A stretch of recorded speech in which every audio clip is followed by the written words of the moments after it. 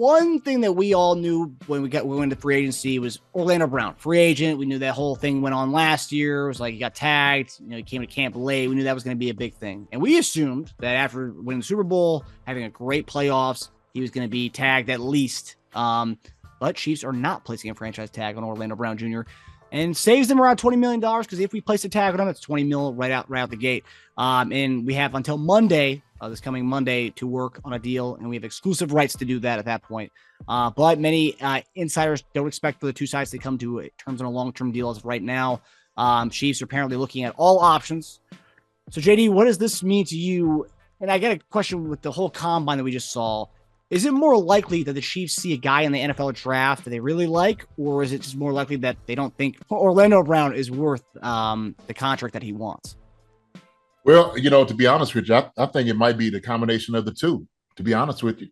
If you're thinking about a guy who is, they're not tagging, a hefty, amount to, and they're sitting there saying, well, look, we want you to go out here and see what you get, right? You have every right to go out here and see shop around, and see what you look at, and see what guys or teams are thinking about. And this almost comes to like the whole thing, like with the whole Frank Clark situation. Because it's like, we have a number, we know what we want to do, what we're looking at, and you have it in your camp, what you're thinking. We may be at two different places right now. And so considering how things happened last year, right? Went all through during the off season and not coming to training camp, all those different things, like all that took a toll. It did. And so teams, Chiefs, let me put it into not teams, Chiefs, I know what thinking. Look, we just don't want to play the safety tag for it, especially if you're thinking you want to get top three money or top 1 or 2 money.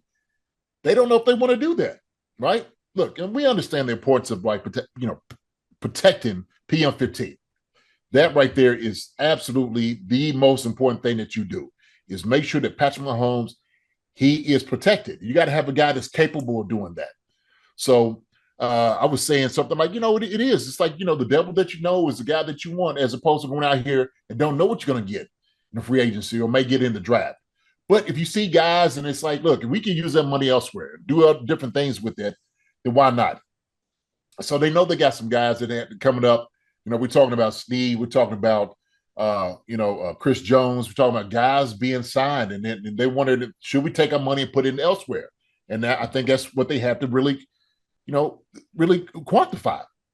That's what it boils down to. And so I think right now, like you said, it comes to Monday to make a decision about what it is, how they want OBJ to be in the future with the Chiefs.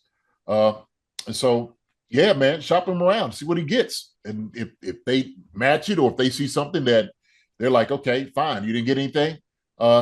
It's just where we at with where we are. We got to see what we're going to get something done.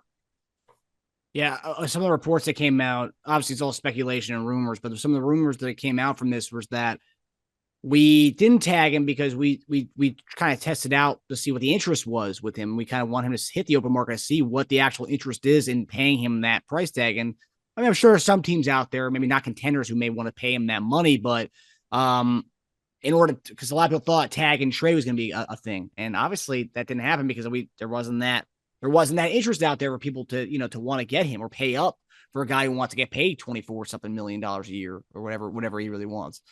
Well, I think a lot of it had to do with, the first half of the season. And I make this point all the time. He coming into camp, he was behind, just everybody else as far as with conditioning and being in shape, because he hadn't really been there during the off season like he should have, getting ready. And so I know that did something to his performance.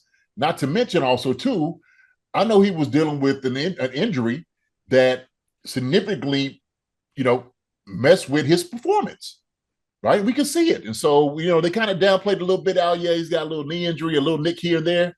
But I think it was a little bit more significant than just that. And so you could tell it like in his play.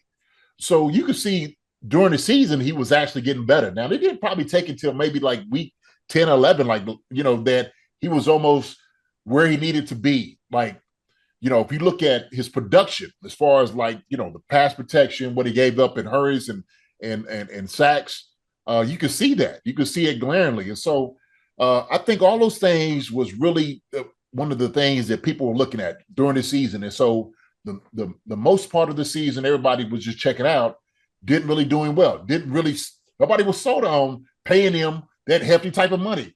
Everybody was like, oh my gosh, we look, what the guy's doing right now, we cannot pay him top tackle money. And it's a performance-based business. And so if you're not performing, to be warranted a number one, number two type of hefty price tag, nobody's going to pay it. So we know he did relatively get better later on in the season and definitely in the playoffs. He got better. And so, but to teams, that's like the concern. Is it that guy that we're getting, or is it this guy right here, second half that we're getting? And teams have to think that. Teams want to look, do we want to pay this type of money for this guy, for left tackle? So you have, number of teams that need left tackles. He's one of the top free agent tackles out there, if not number one. Teams are going to be vying to try to get this guy. Still, the question is, do they want to pay for that amount of money to try to get him? That's good. That's a big question. I mean, could you see, obviously, with the winning the Super Bowl and obviously the personal connections he has with the team, let's say he hits the open market. We didn't work out a long-term deal at that point by Monday. Yeah. Hits the open market. He sees like, I'm only getting paid a little bit more than what the Chiefs are offering me. Could you see maybe a reconciliation there? I mean, obviously there's no bad blood between them. There was no reports of bad blood, but could you see a reconciliation if, like, I don't know, example, Houston offers him $21 million a year or something like that. And he's like, that's the best I'm going to get. I'd rather just go back and take the whatever Kansas City was offering me, 19 a year, whatever the rumor thing is. Yeah, I think that would probably be the play. I mean, why wouldn't you? I mean, you already been there, went to the Super Bowl, won Super Bowls there. That's a place that you got Patrick Mahomes. You've really kind of got part of a family there, right? All your boys are there. You've been playing with them for the past few years. And so it would make sense to go back there and say, look, instead of going to Houston, which these guys are not going to make it, they're not going to be there in the Super Bowl. Why not go back home? If it's over a couple meal here and there, hey, man, shoot, why not? Right? I think, everybody's got to take an account for their own best interests at hand. He's got to do it what's best for him, how he feels about it. You should always know your worth and always know your value. The reality is this. Every year the cap is going up, okay? Every single year. So we know free agency, other guys are going to go in. Somebody's going to break the bank. Somebody's going to get a better contract every single year. Do you go ahead and pay a guy right now, and then later on the road, it's like 2 or 3 years from now, you're like, oh, well, you know what? We got a good deal getting this guy for this amount of money, right? Mm-hmm. So that's all these things you have to think about. Well, if you don't, and you sit there and say, well, look, why don't we bring a younger guy in, develop him, some good tackles coming out here in the draft, take a chance and take a risk, but you got a guy back here who's making $45 million, right, a year. You want to put that on this young guy? You know what I mean? Do you really want to put that on a young guy to protect Patrick Mahomes, where he hasn't had not one snap in the NFL, and it's always one of those things that he's got to grow to get better. He's got to develop. I don't care who it is. I don't care who you get. He's got to learn to get better. I don't care if you bring in a Willie Roaf, or who's another one, Jonathan Ogden, right? I don't care who you bring in. It's still going to take guys some time to develop, right? Mm-hmm. So I know you got a hefty price tag behind you that you got to protect. Do you put it on a young rookie? I don't know, man. These are all the questions, man. Just all speculation, but it's all good questions. Hi, everybody. Thanks for watching. Subscribe here to get the latest from the show. Also, be sure to check out the best clips from Chief Concerns. And if you prefer to listen to the show, subscribe and follow us on Apple Podcasts, Spotify, and anywhere else you get your podcasts.